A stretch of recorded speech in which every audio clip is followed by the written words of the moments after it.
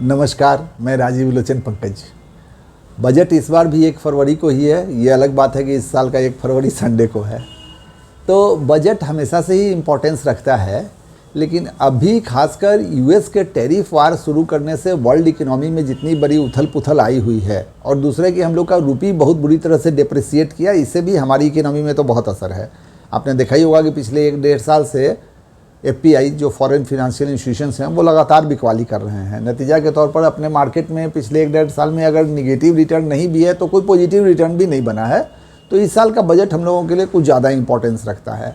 तो 1 फरवरी को बजट सुनते वक्त जो कुछ खास पॉइंट पर आपको ध्यान रखना चाहिए, मैं उसकी तरफ आपका ध्यान दिलवाता हूँ। एक तो फिजिकल डेफिसिट, मतलब क्या हुआ कि गवर्नमेंट की जो टोटल अर्निंग है वो चाहे अपने सोर्सेज से हो या कर्ज लेके हो, किसी भी तरह से, और टोटल जो एक्सपेंडिचर है, दोनों के बीच के फ़र्क को अपने फिजिकल डेफिसिट बोलते हैं। और डेफिसिट इसलिए है कि डेवलपिंग इकोनॉमी हम लोग हैं, तो सरकार की कमाई भले ही कम हो, उसको खर्च ज़्यादा करना ही पड़ता है इकोनॉमी को रफ्तार देने के लिए।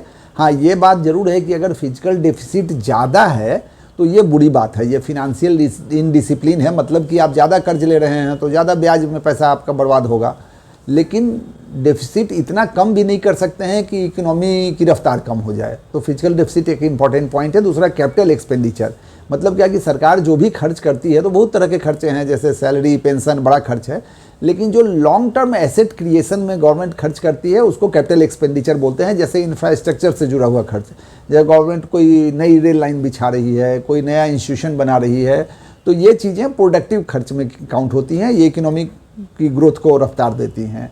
तीसरा, डाइवेस्टमेंट, मतलब गवर्नमेंट अपनी इक्विटी अगर बेचती है, सरकार के पास 2500-50 कंपनी है जिसमें सरकार की बहुत बड़ी होल्डिंग है, तो अगर डाइवेस्टमेंट सरकार कर पाती है तो लोन कम लेना पड़ता है, तो बोरोइंग का कॉस्ट कम हो गया, ब्याज का खर्च कम हो गया। ये एक बढ़िया माध्यम है पैसा लाने का। इन्फ्लेशन एक इम्पॉर्टेंट पॉइंट है, क्योंकि अगर महंगाई ज़्यादा बढ़ती है तो मेरी और आपकी परचेजिंग कैपेसिटी कम हो जाती है, स्पेंडिंग रेस्ट्रिक्ट होता है, तो फिर इकोनॉमी के लिए भी परेशानी, गवर्नमेंट को सब्सिडी बढ़ाना पड़ता है, तो ये भी एक इम्पॉर्टेंट पॉइंट है। और अंतिम, कैपिटल रिसीट, मतलब कि इसमें सब कुछ है, जो लोन है, बोरोइंग है, डाइवेस्टमेंट से पैसा आया है, लेकिन अगर लोन से ज़्यादा पैसा आया है, बोरोइंग ज़्यादा करना पड़ा है, तो फिर ब्याज में ज़्यादा पैसा खर्च होता है। तो ये कुछ पॉइंट्स हैं जो बजट में संकेत दे देते हैं कि आने वाले साल देश की इकोनॉमी की चाल कैसी रहेगी। जो हम लोग उम्मीद कर रहे हैं कि इस बजट में कुछ खास बातें, एक तो एलटीसीजी में कुछ ना कुछ रिबेट मिलना चाहिए। हमने सरकार से मांग भी किया है कि भाई एलटीसीजी एबॉलिश कर दीजिए या कम कर दीजिए।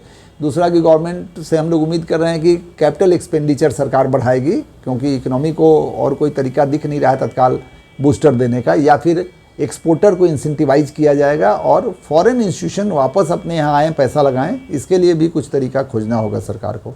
तो चलिए देखा जाए 1 फरवरी को क्या होता है, पिटारे में से क्या निकलता है। Okay, thank you.